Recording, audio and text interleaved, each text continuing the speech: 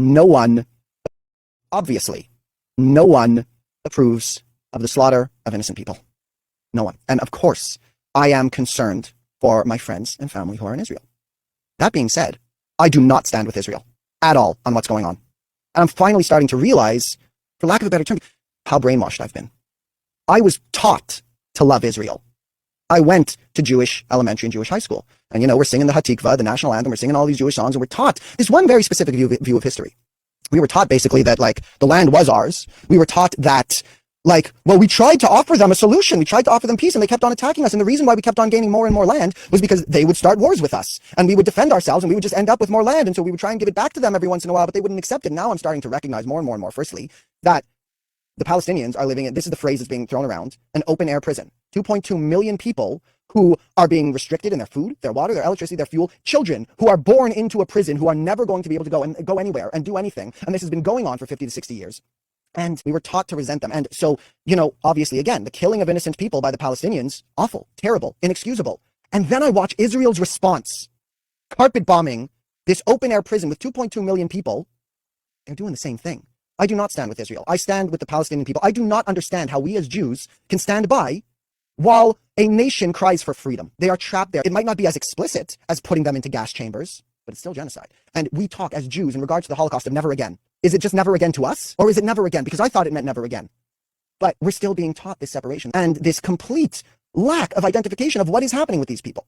So, now, can I excuse the fact that, Hamas has killed civilians? No.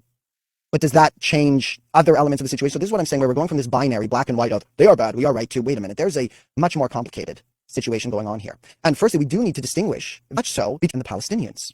And even to the extent that we are going to call Hamas terrorists. I don't know.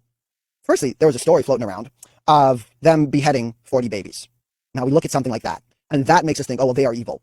Because I like to think that even in the uprising, in the Holocaust, the Warsaw Uprising, the concentration camp uprisings, I would like to believe that even in those situations, the Jews who were rising up didn't attack and kill civilians just for the sake of it. They wouldn't commit atrocities. They wouldn't rape German women. That being said, I don't know. Maybe they did. But beside the point. We were told that Hamas beheaded 40 babies. And we look at that. And that gives us oh, well, they are terrorists. That's beyond any freedom fighting thing. There's beyond no excuse. And then it turns out, wait a minute, there is no evidence of that. And the news outlets that first put out that story then retract the statement. You can't retract a statement. Once it's out there, the damage is done. Because let's say you publish a news story and 10 million people hear the story of Hamas beheaded 40 babies. Then you post the retraction. Firstly, the retraction doesn't get as much news as the original post. So 10 million people heard you say that Hamas beheaded 40 babies, and only 2 million people heard you make that retraction.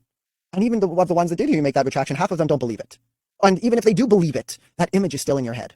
There is no denying that Israel has been using propaganda, that so much of what we know is not the truth of things. So we don't know. You don't know what's happening there. I don't know what's happening there. There are a few things that we can know. We can know the big picture story. We can know that there are 2.2 million people being subjugated in that place who cannot live their lives. We can know for certain that civilians were killed from Hamas, from the Palestinians, and we can know for certain that even more civilian and children were killed by Israelis' response. So, firstly, let's open up our interpretation of everything that's going on there. Let's move from this binary, black and white, to they are wrong and we are right, to wait a minute. The Israelis are causing more death, really, than the Palestinians, and we're being taught that, wait, we're the good guys here because this is our land kind of thing, because we're standing up for ourselves. It's not our land. We were given the land. It's like, if someone comes up to you, the government comes up to you right now and says, hi, here's this person, they're a refugee from Syria. This is their house now. Like, what do you mean this is their house now? Well, here's this person, they're a refugee, they've been in a lot of pain, and we've decided to host these people, so this is their house now. You're gonna have to leave. I don't want to leave. Okay, fine. Tell you what, they'll take the left side of the house, and you take that little 10%, that one room. You keep your bedroom, but they get the rest of the 90% of this house. Is that acceptable to you? And you go, no. And they go, well, now it's your fault. So go to your bedroom, and we're gonna lock you in there. That's basically what happened. Sorry, I got more passionate about this than I expected to.